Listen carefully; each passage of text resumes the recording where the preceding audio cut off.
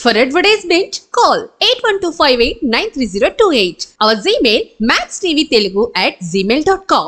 నమస్కారం. ప్రస్తుతం మనతో పాటు ప్రముఖ ఆధ్యాత్మికవేత్త, ప్రముఖ జ్యోతిష్య వాస్తు పండితులు ప్రొఫెసర్ ముల్లపూడి సత్యనారాయణ మూర్తి గారు ఉన్నారు. వారితో మాట్లాడేద్దాం.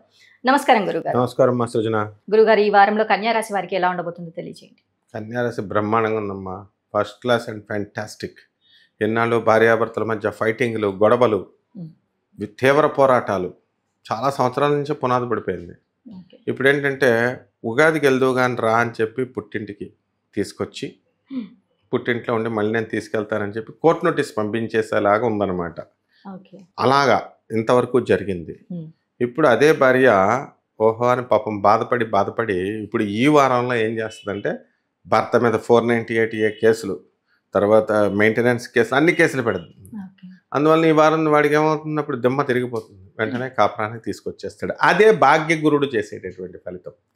గురుడు భాగ్యంలో ఉన్నాడు. గ్రహస్థితి రీత్యా ఏమైంది, కుజగురులు భాగ్యస్థితిలో ఉన్నారు చక్కగా.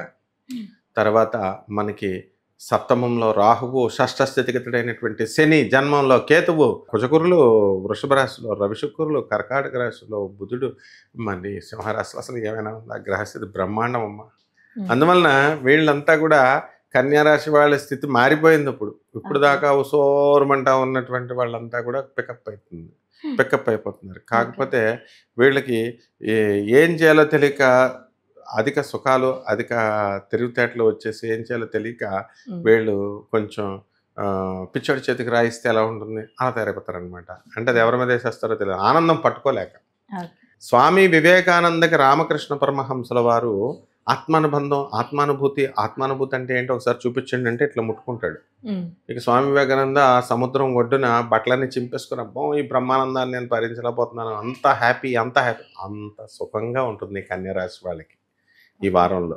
వృత్తి, వ్యాపార, ఉద్యోగంలో ప్రమోషన్. వాళ్ళకి కావాలనుకుని ఎంతకాలం నుంచో ట్రాన్స్ఫర్ల కోసం వెయిట్ చేస్తున్నారు, వాళ్ళకి ప్రమోషన్.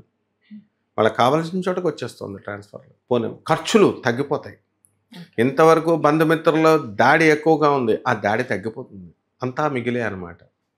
ఇక పిల్లలకి సీట్ల కోసం మా ఇంటి పక్కనే ఉండాలా స్కూలు, అది కూడా ఇంటర్నేషనల్ స్కూల్ అయి ఉండాలా అని ట్రై చేసిన వాళ్ళకి అప్పుడు రాలేదు, కానీ ఇప్పుడు వచ్చేస్తుంది. అలాగే ఈ యొక్క ఫారెన్ నుంచి మేము వచ్చేసి 3 సంవత్సరాలు అయిపోయింది, 4 సంవత్సరాలు అయిపోయింది, మాకు ఉద్యోగం రావట్లేదండి బాబు అని బాధపడేటటువంటి వాళ్ళ అప్లికేషన్ పెట్టక రాలేదు ఎంతకాలం వాళ్ళకి.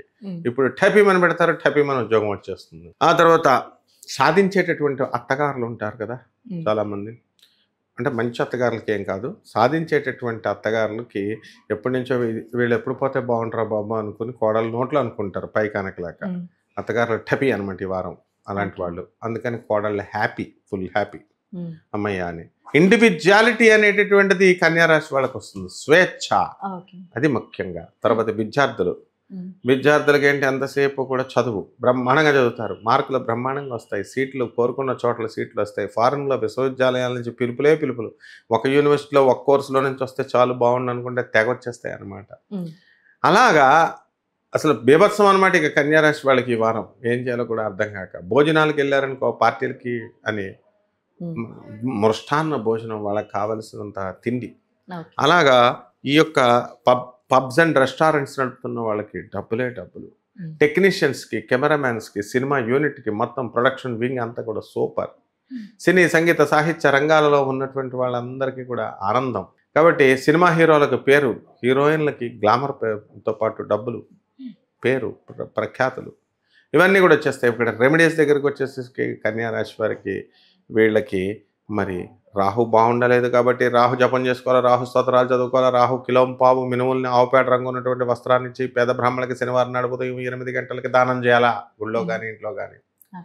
అలాగే చక్కగా మనకి రాహు బగలాముఖి అమ్మవారి యొక్క హోమాన్ని ఇంట్లో జరిపించుకోవాలి. ఈ విధంగా కనుక చేసినట్లయితే బ్రహ్మాండంగా ఉంటుంది. వీళ్ళ తెల్లజల్లేడు చెట్టు పువ్వుల్ని చక్కగా శివలింగం మీద పెట్టాలా, ఆంజనేయ స్వామి మీద దగ్గర పెట్టాలా, శనీశ్వరుడి దగ్గర పెట్టాలా. అలాగే చక్కగా శని చుట్టూ ప్రదక్షిణలు చేసుకోవాలా. ఈ విధంగా చేసుకుంటే బ్రహ్మాండంగా ఉంటుందమ్మా ఈ వారం. అలాగే గురువు గారు, కన్యారాశి వారికి ఈ వారంలో ఎలా ఉండబోతుంది, అలాగే వీరు పాటించాల్సిన పరిహారాలు ఏంటి అనేసి కూడా చాలా చక్కగా వివరించారు. ధన్యవాదాలు. ధన్యవాదాలు.